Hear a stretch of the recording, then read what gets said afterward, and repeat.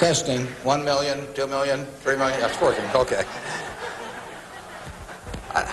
I'd like to talk to you about your financial future, and I hope those figures become applicable to all of you as we go along. And I'd like to start by posing a problem for you. And incidentally, I'm just going to talk for a couple minutes, and we'll do Q&A, because what we want to do is talk about what's on your mind. But I'd like you to think about this for just a second.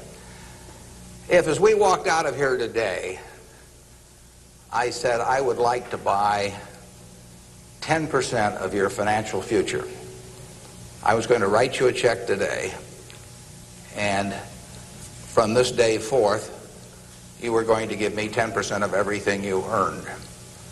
How much would you want to charge me for that? I'm going to buy 1/10 of you. And I may take the low bid, incidentally, so be careful what you write down. Well, I think if you thought about that a little while, you can contemplate that for a few minutes. You know, you're going to get a check from me today, and you can do anything you want with the money, but from this day forth, you have to give me 10% of what you earn.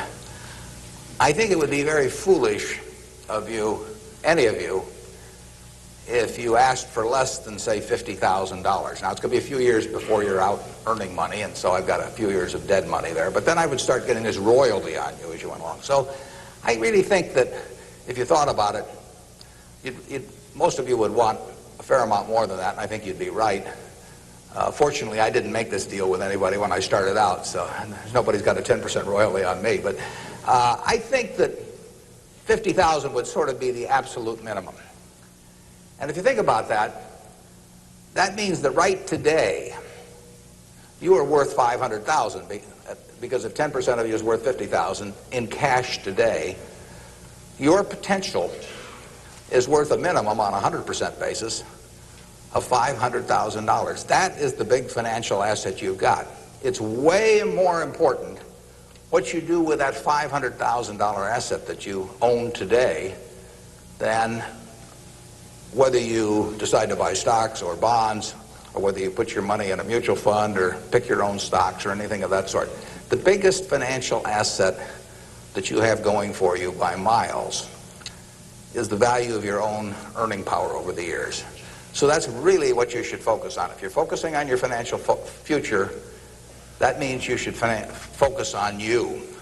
Because whether your 10% is worth $50,000 or $100,000 or $300,000, which would be $500,000 or $1 million or $3 million for all of you, whether it turns out to be one or the other is really dependent in a very large part on what you do in the next few years.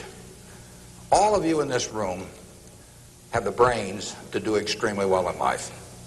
You've all got the energy to do extremely well in life, and then the question is, how do you apply it? If you've got a 200 horsepower motor, do you get 200 horsepower out of it? Do you get your full potential, or do you get 100 horsepower or 50 horsepower? Now, there's two things that can hold you back in getting the full horsepower out of your engine, whatever it may be. All of you have big enough engines. And one of those is a lack of education, but that probably isn't going to happen to very many people in this room. If you did have a lack of education, if you didn't have a chance to get a decent education in life, it wouldn't make any difference what that potential was, because you'd never unlock it. But the second most important thing, and equally as important, is in terms of the habits that you develop, in terms of what you do with yourself. When we hire people, we look for three qualities. We look for integrity, we look for intelligence, and we look for energy. But if they don't have the first one, integrity, the other two will kill you. Because if you're hiring somebody without integrity, you really want them to be dumb and lazy, don't you? I mean, the last thing in the world you want for them is to be smart and energetic. So smart and energetic only goes with integrity. But the nice thing about, you make your own decision on that. You can't change your IQ or how far you can throw a football or how high you can jump or the color of your hair very easily. But you can elect to have integrity that matches anybody else's. And if you match that with intelligence, which you have, and energy, which you have, you will get an extraordinary result, and you'd be very foolish to sell me 10% of yourself for $50,000. On the other hand, if you don't match it with that, your potential will, in a significant part, go unused.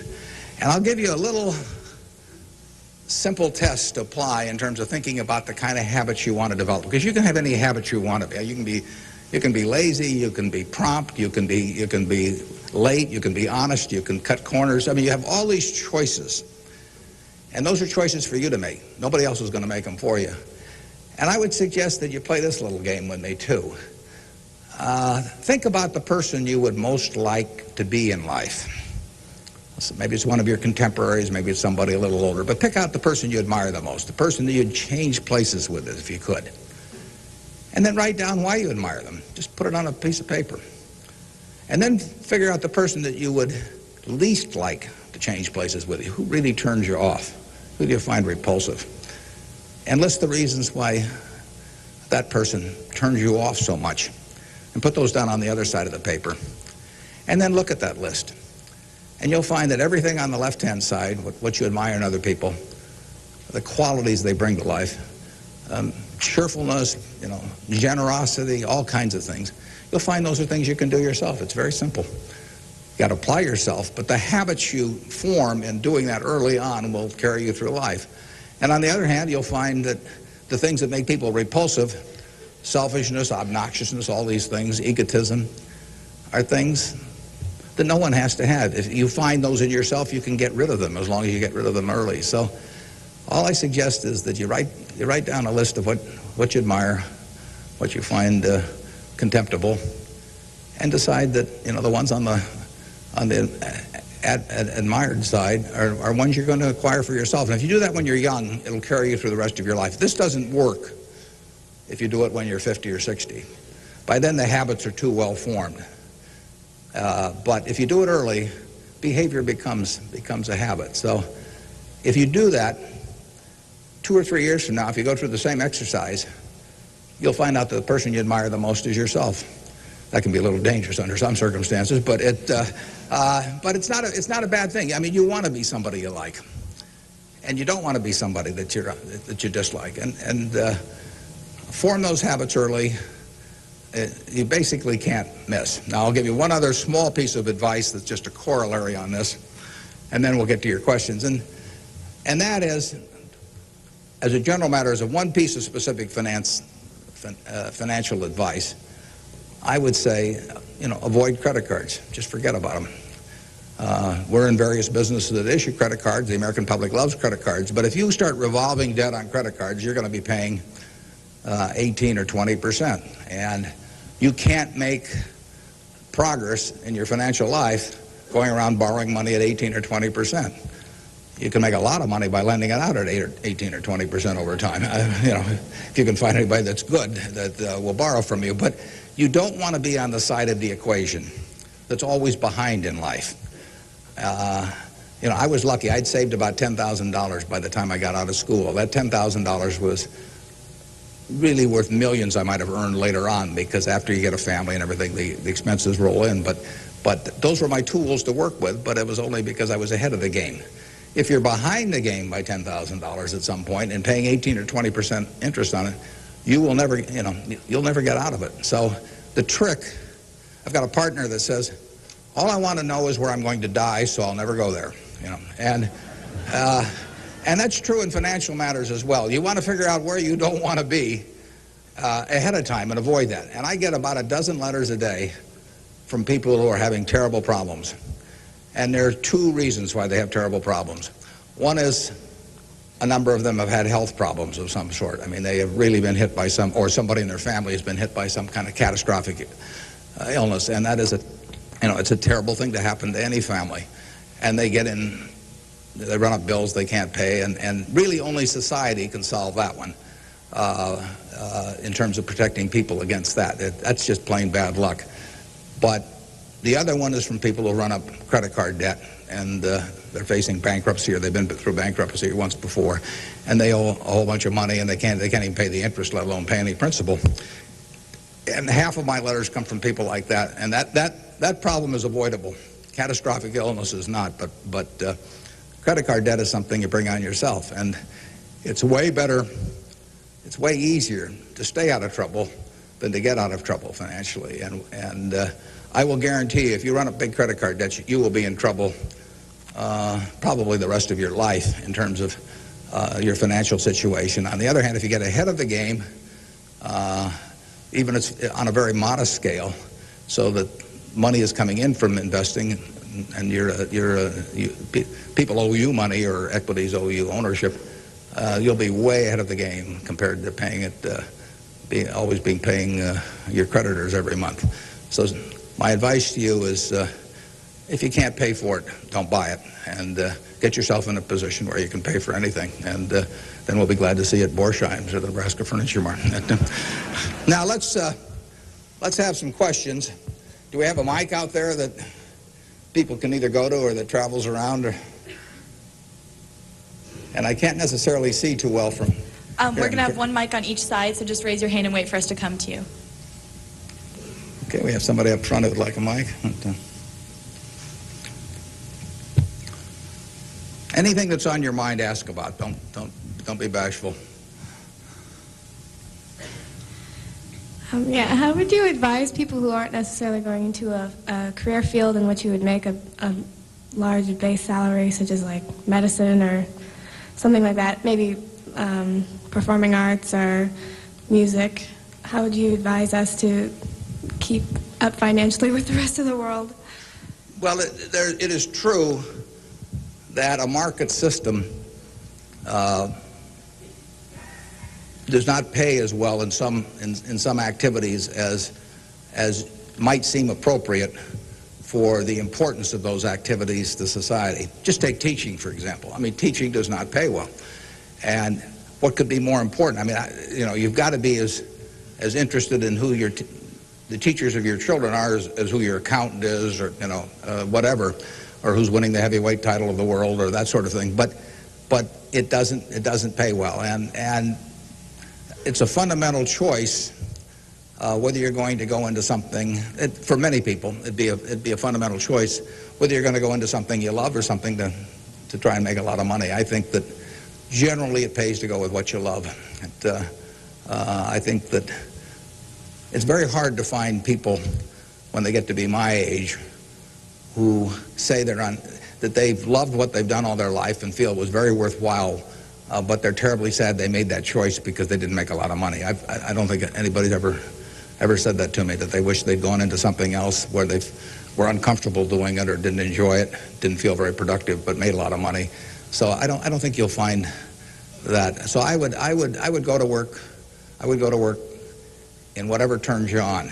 It may turn out that it'll be more profitable than you can think, but almost everybody here will make enough money, unless they get some terrible habits along the way, to do reasonably well. And doing reasonably well in this country really is pretty darn good. I mean, it's not necessary to have huge amounts of money in order to enjoy yourself. I enjoyed myself when I had my $10,000, and I live in the same house that I lived in when I had about that. I bought it 41 years ago. I liked the house then. I like the house now.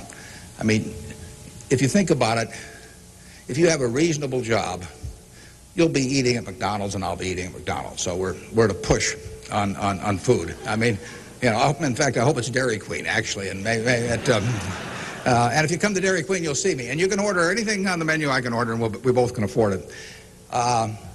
You'll wear the same clothes I wear. I'll pay more for my suits, but as soon as I put them on, they look cheap on me. So we'll look about the same. We'll both live in the same kind of houses. I live in that house from 41 years ago, and it's warm in winter, and it's cool in summer, and it's comfortable. And you'll live in a house that's similar. And what difference does it make if you have 50 more rooms or guest houses or all that? It'll probably just bring you problems. I mean, you have to worry about the greenskeeper or something when you get through. So I have been in the houses of people where the houses are worth probably 200 times what my house is worth, and I would not be any happier in those houses at all. In fact, I'd be less happy. I just have one more thing to worry about, and dozens of people around the place, and people quitting, and people stealing from you, and all kinds of things. To hell with it. We'll drive the same kind of car. In fact, you'll probably drive a better car. I drive a car that's about 8 years old. I don't know what it's worth now, but it gets me around fine. I mean, I'm perfectly happy. We'll watch the same television. We'll work on the same computer pretty much. The only difference will be how we travel long distances. You know, I will fly in a plane that's more comfortable than flying Southwest Airlines or something, which I've got nothing against. But that's the one real big difference. And other than that, I do what I like every day. I hope you'll do what you like every day to do. And I work with nice people. I hope you work with nice people. And there's 24 hours in the day, and those are where the hours go. So great wealth is the tiniest bit different in a real sense than having just a decent income. And to trade a decent income and something you love doing and something where you feel worthwhile doing it for huge wealth where you trade off a lot of your principles would be a terrible mistake.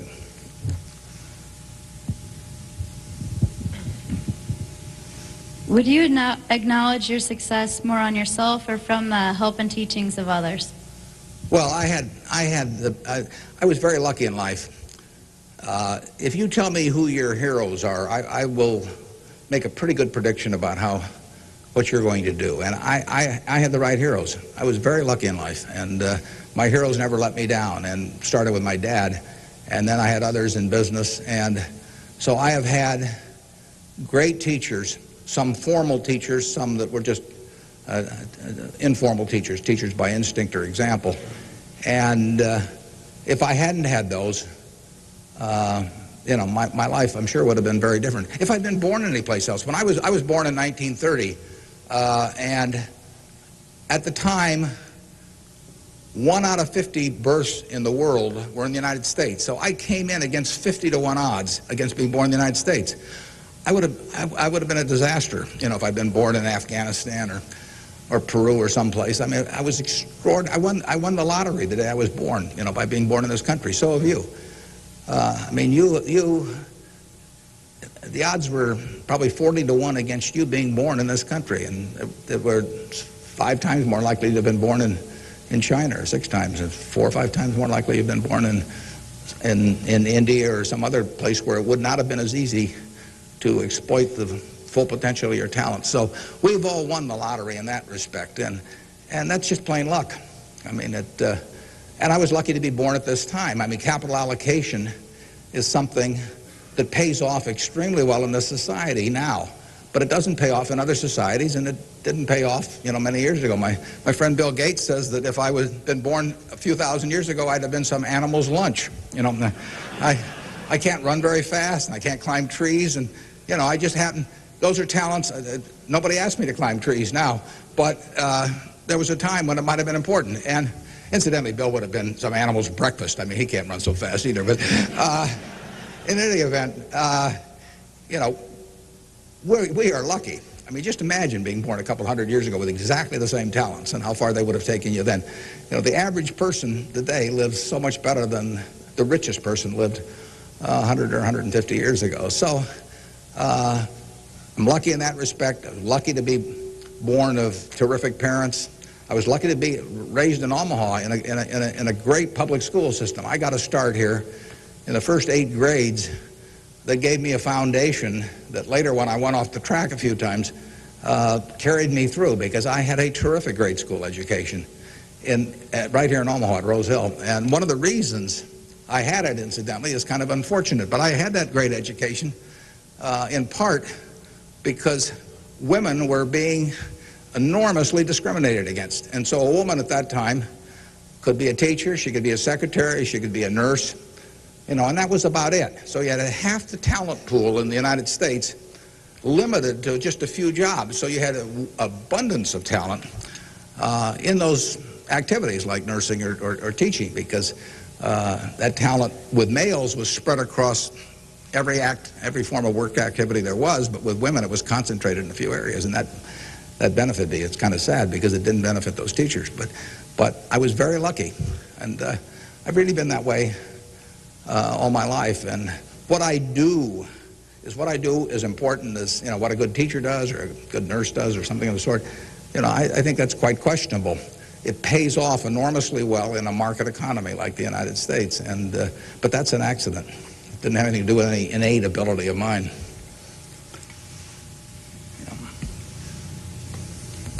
My name is Marina Tsed, and I attend Omaha Central High School. Good for you. Fine institution. Now, Mr. Buffett, technology has been a great factor in stimulating the world economy. What are your predictions for the future of the technology industry, and what is its future role in world economy and the United States economy? Yeah, well, there's no question it's turning the world upside down. It's done it somewhat already, but it will, it's just beginning, but it's moving very fast.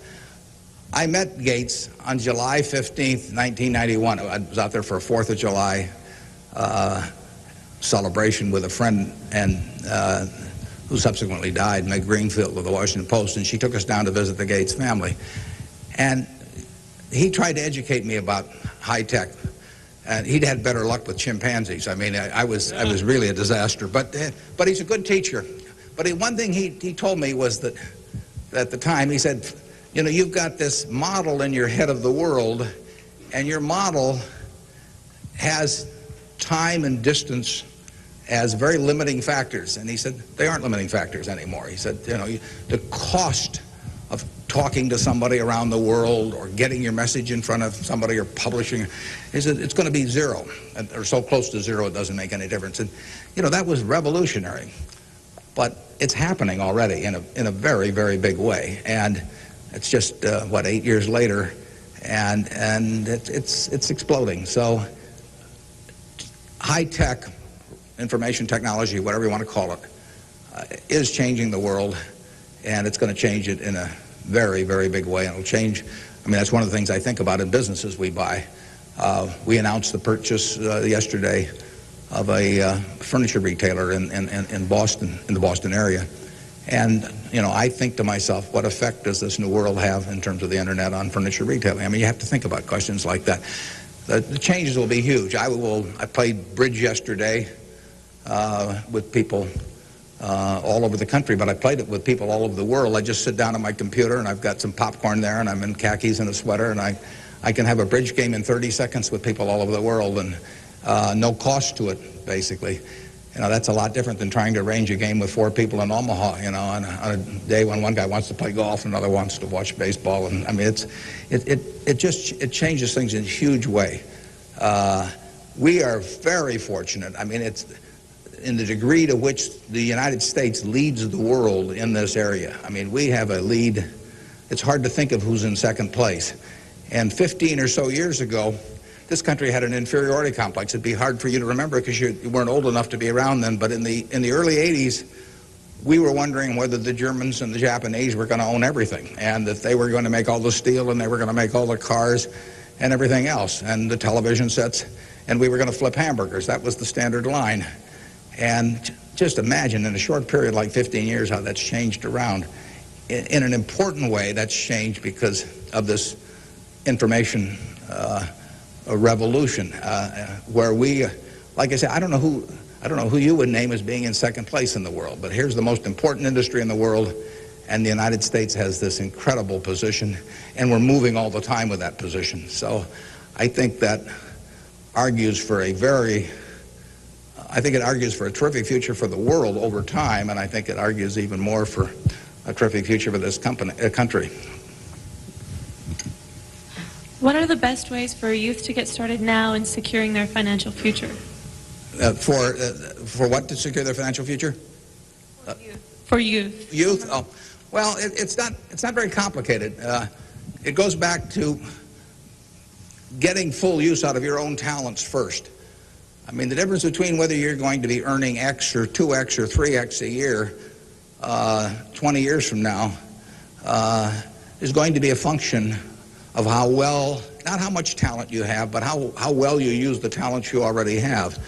And so that is your best financial future is your own ability and your a capacity to use those abilities to their potential. And that can't be taken away from you. They can't even tax it. Most things, if you own a piece of real estate, if they double the taxes, they double the taxes, and that changes your ownership in the property, because now, in effect, the taxing authorities own more of it because they've got a greater command on the revenue stream. The same thing about almost any asset you have. But they don't tax what's in your head, and they don't tax your ability to start performing when you get to work in the morning and finish in the evening to your potential. One of the things that amazes me is how people who really do perform well just sort of jump out at you once you're running a business. When I got out of school, I thought, everybody would behave that way, but they don't. Most people sort of go through life in a sleepwalk, and if you don't, you will stand out. So the biggest thing for your financial future is yourself. Now, beyond that, it is always being ahead of the game rather than getting behind the game. It's saving a little, no matter how you do it. I mean, I delivered papers, I worked at Penny's, I sold golf balls, I had a pinball machine around. I did a lot of things that enabled me to accumulate about $10,000 by the time I got out of school.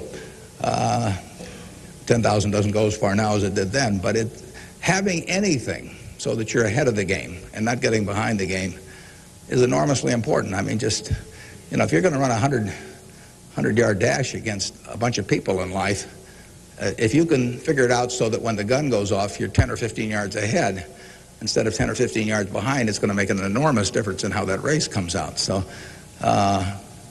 having some net resources doesn't make much difference whether they're in stocks or bonds, in my view, but and not having debt when that gun goes off when you get out of school is a huge plus over being behind the game. And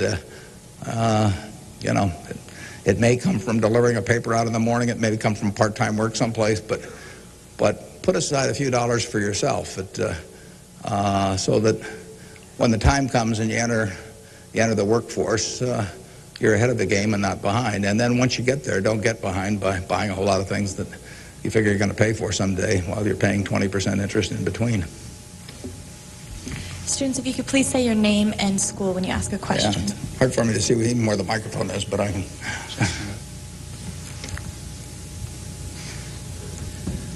My name is Patrick Doherty, and I'm from Pillion La Vista High School. I was wondering, with the increasing costs of education today, what can students do to deal with their debts once they're out of college? Well, that's a tough one. I mean, I guess I'd pay it off as fast as I could, and I would incur as little debt as possible before that time came. And I would say this, in my experience in business, there is very little difference, if any, between a very high-priced business education and what's available for a lot less money. So I went to the University of Nebraska at Lincoln my last year in college. I went to Wharton for a couple of years before that. I learned just as much at the University of Nebraska as I did at Wharton. And it's nothing against Wharton. I mean, it's just we had a very good school here. I had some terrific professors at Lincoln. And so I would not assume that if I was paying a few $1,000s for an education here in the state, for example, versus paying huge amounts elsewhere, that it was going to make a lot of difference. A lot of the education, you need to be prodded in the right direction, but an awful lot of it is self-taught. I mean, Andrew Carnegie did a wonderful thing in this country in terms of libraries, and I used to spend a lot of time at libraries. I even got locked in at the University of Omaha, what was then the University of Omaha, and I couldn't get out for hours. And one night I got so entranced with what I was reading. But there's all kinds of information available now with the internet. It's so much easier than it was then. So it's out there to be taken, and it isn't necessary to pay $30,000 or $35,000 a year to go to some big-name school to get the education at all. I mean, if you're going to learn accounting, which is probably the most important course you'd take in business, if you're going to learn accounting, you can learn accounting absolutely as well, in my view, going to UNO as going to Harvard. I mean, I see. I'd bet on that, and so I wouldn't run up huge bills in terms of getting a business education. Now, if you're going to get a medical education, I mean, there's certain professions where there may not be any way around spending a fair amount of money and getting in debt to some degree. You've got to make that decision yourself, but I'd certainly try to minimize it. And And I would have it figured out how I would handle that debt in, say, a 5-year period after I got out of school, or I would think twice about incurring it. There's a question up here, if we can bring a microphone. My name is Kyle Clark. I'm here representing the Omaha Youth Advisory Council. What advice would you have for a forming nonprofit organization? For forming a nonprofit organization? Well, I've always tried to avoid forming nonprofit organizations. Well, that would depend entirely on what I wanted to accomplish. I mean, it'd be one thing if it was a hospital. It could be another thing. There's so many types of it. So you've got to get people that are experienced and involved in an entity like that. And but it depends so much on the objective you're working at. Yeah, I promised this young lady here microphone for a long time. Hi, my name is Kara Harbert, and I attend Millard West High School. And I understand that you're very civically involved, and I was wondering how important of a quality you think that is for an individual in life and why. Yeah, well, I wouldn't say that I am that. I mean, I do certain civic things. I think your model as a citizen, for example, in Omaha would be Walter Scott. I mean, he is far more civically involved than I am, and incidentally, his predecessor, Peter Kiewit, was too, but Walter's carried it to new heights. So I don't want to take on any mantle for that myself. I do some things. One of the problems I have is I love what I do so much that it sort of takes over. I mean, I'm like a guy that likes to play a lot of golf or something, except I like the business I'm in. But I've got a family that participates very actively. Some of my children work on almost anything that comes along in the civic area. And, in the end, people do what they want to do to quite a degree. And I think I've never talked to anybody that enjoyed working in civic activities that didn't feel where it was very worthwhile after they've done it. I mean, they've built something, and participating in building something is always a lot of fun. And actually, you can have a good time. We have this golf tournament, for example, in September, and we raised some money for civic things, but everybody has a good time, so nobody's paying any price by doing it. I'm having a good time. The people who come are having a good time, and we get to show Omaha off to people. But you should be enjoying things you go along, and you will if you work in civic activities that interest you. And you can do the same thing in politics. I mean, if you find political ideas or politicians who particularly you identify with, you can get a lot of self-satisfaction out of working, and you're doing something worthwhile. So just follow your instincts on that. That'd be my recommendation.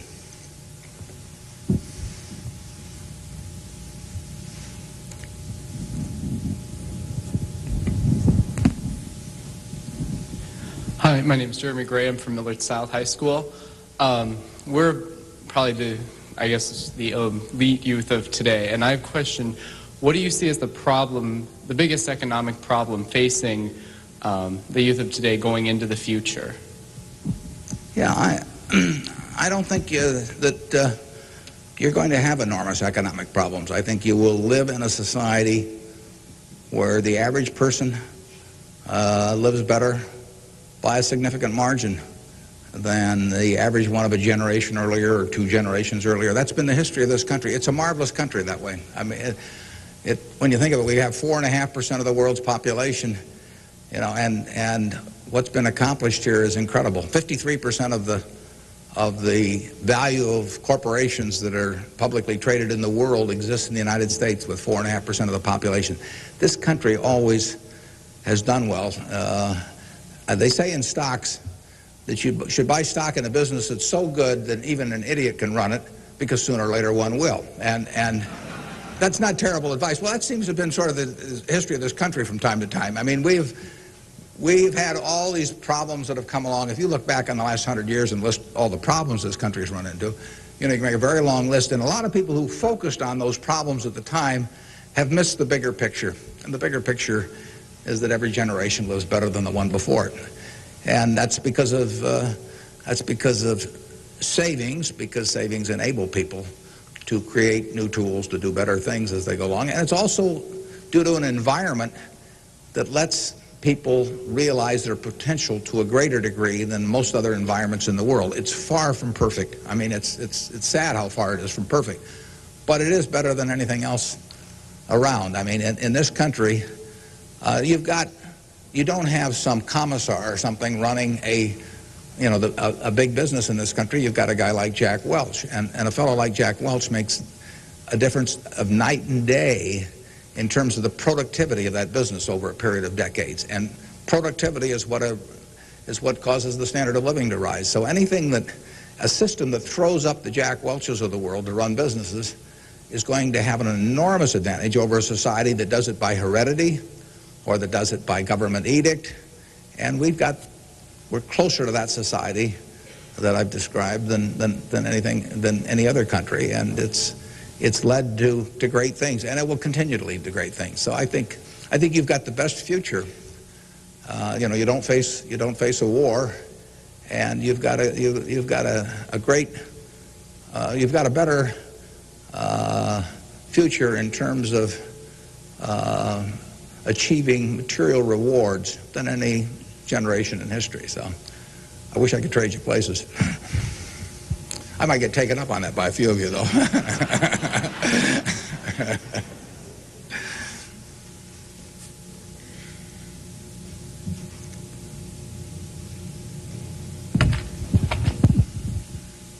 Hi, I'm Ryan Wilkins from Millard West High School, and I was wondering if you could speak for Mr. Gates were afraid of the impact on Y2K on the economy, or specifically the stock market. Yeah, well, I'm glad you gave me a chance to bring in other people, because I'm the last guy in the world to understand about Y2K. I don't know why this microphone's working. I don't know, why lights go on. Or I flip on the switch of my television set and pray. I mean, it's all beyond me. But I would say this: the smartest people I know in that area, in large part, think it's going to be a non-event. In this country, I can't speak for the rest of the world, but so I think you'll wake up on January 1st and find the world hasn't changed from December 31st. Now, I would say this: you might get a whole bunch of friends to write you checks for $1 billion on December 31st and then deposit them, and who knows what'll happen? You can't lose anything. I mean, all they do is bounce, and if the system gets fouled up, you might find a lot of money in your account. But I wouldn't count on it. We own a company called Executive Jet.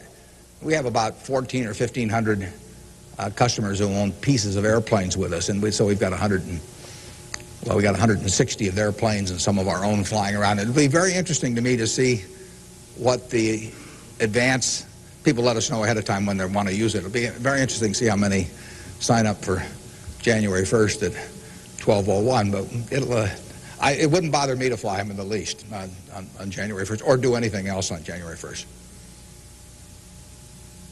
Ideally, I hope they're getting prepared to watch the Huskers play in the big game. I'm Jamie Solis from Twin Valley, and I was wondering, how do you decide what you invest your time and money in? Yeah, well, I like to find businesses that have good economics. Now, what are good economics? Well, good economics are a business that has some kind of a moat around it that makes its product or its service or its location or something a little more desirable to the customer than any other sort of comparable product. The number one candy bar in the last 30 or 40 years has been Snickers. People don't fool around with different candy bars. They fool around with different length dresses. They fool around, with all kinds of things. But they don't fool around with candy bars because they figure, they're going to go in and lay out 50 cents or whatever it is and put it in their mouth. And they're not going to, for 50 cents and putting it in your mouth, I mean, you're not going to say, I'll lay out 45 cents and put something else in my mouth. So you find that very stable. And we like businesses that we think we can figure out where they're going to be in 10 or 15 years. I don't know where the information technology businesses are going to be in 10 or 15 years. I know where Snickers bars are going to be in 10 or 15 years. They're going to be selling just about the way they do now. I know where Wrigley's gum is going to be in 10 or 15 years. There's not going to be a lot of innovation in chewing gum. The internet's not going to cause people to quit chewing gum either. Gates may think so, but I don't think so. But it's predictability regarding the sustainability of a competitive advantage, something special about a product. So we look for those kind of products, and then we look for people that are running the business that are honest and able. And, you know, it's easier to find people that are honest and able than it is to find businesses that are going to stay wonderful for a long period of time. There are a lot of businesses that looked like they were going to stay wonderful that really evaporated over time. But that's what we're looking for. And the nice thing about it is we don't have to find very many. If we find one a year, that's terrific. Because you don't need 100 or 1,000 great investment ideas to do well. You need a couple. And the discipline is the most important thing. We don't need brain power. We need discipline. You don't need 150 IQ to do what I do. Thank God. You know, you don't need 140. You don't need 135. You may need 115 or something like that. But you do need discipline. You have to wait until you see the fat pitch to swing at. Because investing is a no-called strike game. You know, if I were a baseball player and I only liked pitches 2 inches above my navel, you know, some guy could learn that and he could pitch me, you know, 3 or 4 inches below that, and I get called out on strikes because I never find a pitch I like. You can get called out on strikes in baseball. You have to swing at pitches that you don't even necessarily like, particularly after the count gets to 2 strikes. In business, you don't have to swing at anything. You can sit there and the paper says General Motors at 68, or it says General Electric at 115, or it says General Dynamics at 63. And if you don't like those prices, you don't have to swing. You can wait there day after day after day after day, and there are no called strikes. Now, when you swing, when you decide to buy something, then, you know, if you swing and miss, it's a strike. But it's a marvelous game to be in because there are no called strikes, and you can simply wait for that one time in a month or 6 months or a year or 2 or 3 years when you really know what you're doing, where you like the price, where you like the people running the business, and then you swing, and you only need a few swings in your lifetime. So that's the way we try to pick businesses. We try to stay with things we understand. I mean, there can be all kinds of wonderful investment opportunities out there that I don't understand. I don't know what cocoa beans are going to do next year. You know, maybe you know, but I don't know. I don't know what crude oil is going to sell for. But I don't have to know. I just have to know the things. I have to know what I know. I have to know where the limits of my understanding are, what I call what my circle of competence is. And if I'm only able to evaluate 5% of the businesses in the world, no problem. I just stay within that 5% and try and find something. And most people get in trouble in investments because they get itchy. You know, they can't discipline themselves, and they hear about other people making money. Nothing upsets people so much as to hear about their friends making money. I mean, that's very destructive to discipline because they think, you know, I'm smarter than that guy next door, and he just bought that new car with the money he made trading stocks on the internet, so why can't I? Well, the answer is you can't over time. You will lose money if you trade stocks actively. And it's hard to exercise the discipline. But anytime you buy something, you should be able to take out a one-page sheet of paper and say, I'm buying General Motors at 65. I'm buying General Electric at 150 because. And you should write down the reasons. If you can't fill out the sheet, if it's because somebody told me about it at a cocktail party last night, that's not good enough. If it's because my broker told me about it, that's not good enough. You know, you've got to have a reason for thinking that it makes an intelligent investment. You do the same thing if you're buying a farm or an apartment house. If you're buying a farm, you'd say, I'm buying this farm at $1,000 an acre because I think I can earn $60 an acre on it. If corn sells at such and soybean sells at such and yield is such and such. And you'd figure it out. That's the same reason you buy businesses. And when you buy stocks, you're buying a little piece of a business. And that's probably the most important thing to remember in investing is that when you are buying a stock, you're buying a little piece of the business. And if you are buying it at an attractive price for the business, for the whole business, you're going to make money. And if you aren't, you know, over time you won't make money.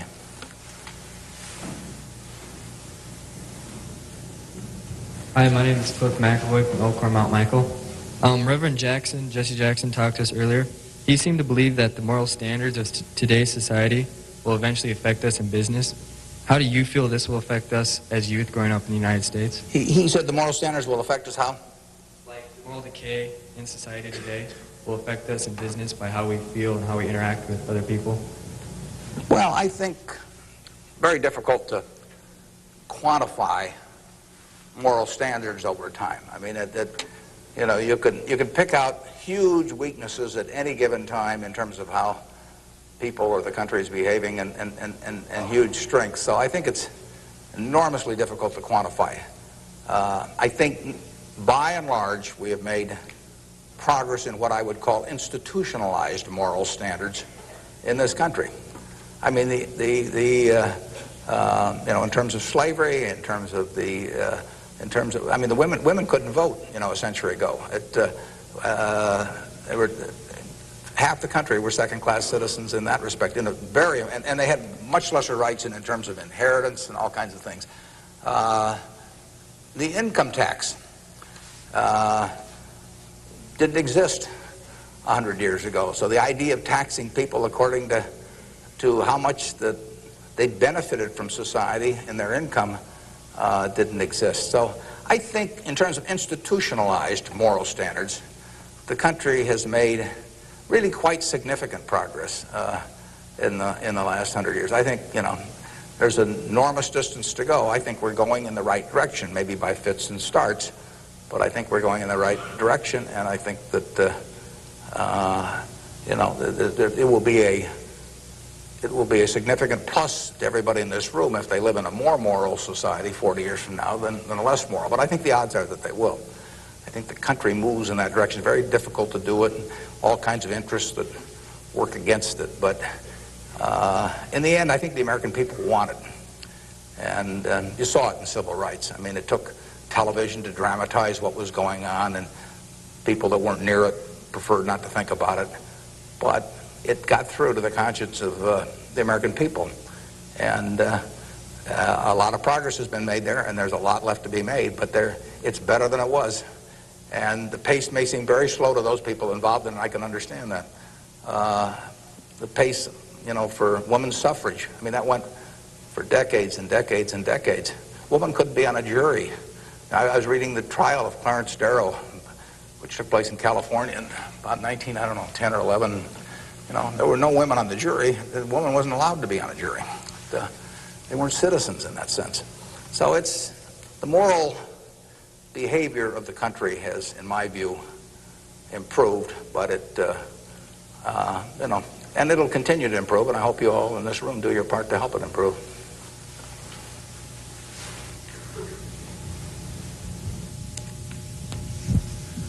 Hi, I'm Nick Jors from Central High, and I was wondering how, since the stock market's so high right now, if it'd be smart for us to get involved now, or to wait till it goes down a little, or what? Yeah, I can't tell you whether or not to buy stocks now generally. I think it's important that you save money, and whether you put it in the stock market or not, I don't think is terribly important. I think if you're interested in stocks, you should buy it, and you've got a little capital, you should buy a few. I mean, I don't think there's any way of learning about them better than experiencing it. Doing it on paper isn't the same. I can guarantee you, if you lose money on paper or lose real money, it's a different experience. And so I think you'll learn more about yourself if you do it that way. I bought my first stock when I was 11. I was at Rose Hill at the time, and I bought 3 shares of City Service Preferred at 38, and it went down to 27, which is something I still remember, even though I was 11 at the time. And then it went up to 40, and I sold it. I made $5 on my 3 shares after commissions, and then it went to 200 and something. So, I probably remember that a little better than if I'd been doing it on paper. And I fooled around doing a lot of things between about age 11 and 19 in the stock market. I did charts, I did all kinds of technical analysis, I read every book I could get on the subject, and I didn't do that well. I didn't do terrible, but I was really just floundering around. But that meant by the age of 19, when I read Ben Graham's book, I was at the University of Nebraska in Lincoln, I went and bought this book called The Intelligent Investor. It just come out, and it had an enormous impact on me. Now, if I hadn't done, in the previous 8 years, if I hadn't been all over the lot, I'm not so sure that book would have had the same impact on me. I mean, by that time, I was prepared to read Ben Graham's book, which changed my life financially in an incredible way. I mean, I wouldn't be up here today if I hadn't read that book. But yeah, part of life is getting prepared so that when something does happen that's significant, you can grasp the significance of it and know what to do with it. And I would say that first 8 years of fooling around, even though it produced nothing financially to speak of, produced a lot in terms of getting my mind prepared for when I really did read something that made sense. And so I was ready to accept it. And I actually went back and went to Columbia to study under Graham, and because of reading that book, and all kinds of things flowed out of it. So I would encourage you, if you're interested in the field, to do a few things. I'd still try and make them as intelligent as possible. I would try to stick with businesses I thought I understood. I'd still get out that sheet of paper, and I'd write, I'm doing this because, and just test my reasoning. And then I'd go back and read it a year later and see whether what you thought would be true turned out to be true. So I would always check myself. I believe in grading myself on everything. You know, doctors have postmortems, and they do it because they learn from postmortems. In business, people don't like to do postmortems. When I can be on the board of a company, and they can dollars building plants or buying companies, and they never want it 2 years later to run a check on how that decision turned out, because it can be unpleasant. But you learn from postmortems, and you don't want to learn. It's way better to learn from other people's mistakes than your own, but you got to learn from a few of your own too. And the time to do it is when you're young. We can do maybe one more, and then we wrap this up at one, do we? Or maybe two more. My name is Pete Walsh. I'm from Creighton Prep, and my question is, to what extent do you feel that the government, with the current policies of welfare and Social Security, is it financially competent and fiscally prepared for the future? Well, I think that the country as a whole is quite well prepared for the future. That doesn't mean I would adopt every policy they have, but I think we have an enormously rich society, and it'll get richer. Everyone isn't going to participate in that. Some won't participate because of physical disabilities, others because of mental disabilities, others because of shortcomings in the education they received when they were growing up, all kinds of reasons. We have a prosperous enough society to be able to take care of those people, and we should take care of them. And how we do it so that they feel most useful in life, and how we do it so that we continue to encourage people to be more productive themselves and all that. I mean, those are not easy questions, but that shouldn't take our eye off the ball of feeling we should do something about it. I pose this problem sometimes to people. I say, let's assume that it's 24 hours before you're born. And all of you can take this test, 24 hours before you're born. And a genie comes to you. And the genie says, what was your name again out there? Whatever. We'll call you Joe. And the genie says, Joe, says, you look pretty promising to me. I think you've got kind of a sense of fair play and a good mind. And so I'm going to let you have an extraordinary opportunity. I'm going to let you design the world into which you're going to be born in 24 hours. It's yours. You pick out the political rules, you pick out the economic rules, you pick out the social rules, you design the world. And when you're born in 24 hours, you're going to be born into that world. And that's the world that's going to exist for your lifetime, for your children's lifetime, for your grandchildren's lifetime. And you, having heard of some of these genie jokes in the past, would say, what's the catch? The genie says, well, it's a very slight catch. I said, when you're born in 24 hours, you're going to emerge in this world you designed. But what you don't know is whether you're going to be born black or white, male or female, rich or poor, bright or retarded, able-bodied or infirm, in the United States or Afghanistan. All you know is that you're going to reach into this barrel, which now has 6 billion balls, as we know, representing one person, every person in the world, and you're going to participate in what I call the ovarian lottery. You're going to take one ball out of that barrel, and you're never going to get another ball. That's you. You're going to get one ball, and now you're going to emerge. Now, what kind of rules do you want to have for that society, not knowing which ball you're going to get? Now, that I put to you is the way I think people should think about social policy. And if you're lucky enough to be born in this country, you've won the lottery already. But we should have a system, in my view, that encourages the Jack Welches and the Bill Gateses and all of that to work far beyond the time when it has any economic significance to them. We want people commanding those resources who are extremely able at commanding them. That's how the standard of living moves forward. So we should want Tom Osborne coaching in Nebraska. We should want Bill Gates designing software, and we don't want to mix up those two. We don't want to get Bill coaching in Nebraska. So you want a system that gets people to their potential and puts them in the position where they can do the most good for society. But you also want a system for the people who get the wrong ball. I mean, somebody's going to get the ball, that says 80 IQ. Somebody's going to get the ball that says this disease or that disease early in life that cripples them.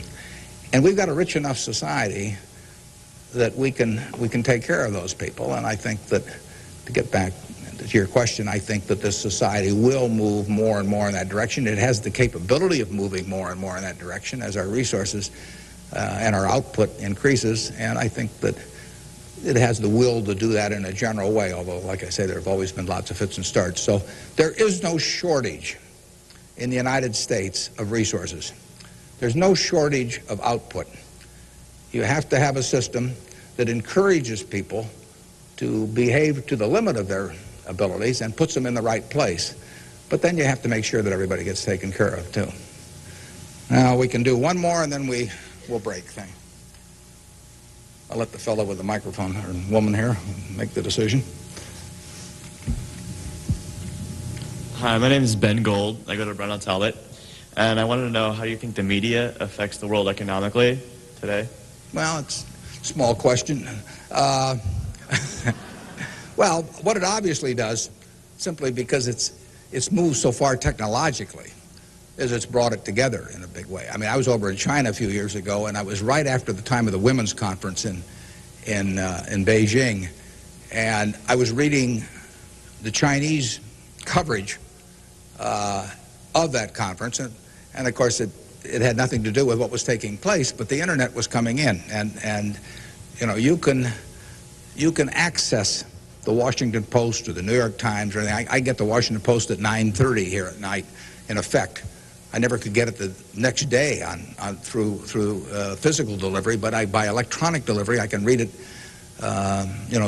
Probably earlier than most of the people in Washington are reading it. So the ability to communicate and the degree to which the world can have awareness of what's going on every place in the world is just, it's been a quantum leap. And, that will have, there are a lot of things that come out of that. And net, they're a plus over time. But the ability of information to be available to everyone worldwide almost instantaneously, it can be huge advances in things like medicine, for example, just to pick one. So it's a net plus. It has a big effect, and the definition of media has now been expanded enormously. I mean, there were 3 television networks in the early 1960s, and that was it. There were 3 highways information traveled electronically, and if the 3 pieces of information were I Love Lucy, and something else, those were the 3 choices of information or entertainment that you had for tens and tens of millions of people sitting there looking at a tube. Now it's unlimited, and that's only, 3 or so decades. So it's just exploded, and it'll continue to explode. And net, I think it's a plus. And I think it's 1 o'clock. I want to thank you all. I wish you well. You're going to do terrific. Thanks.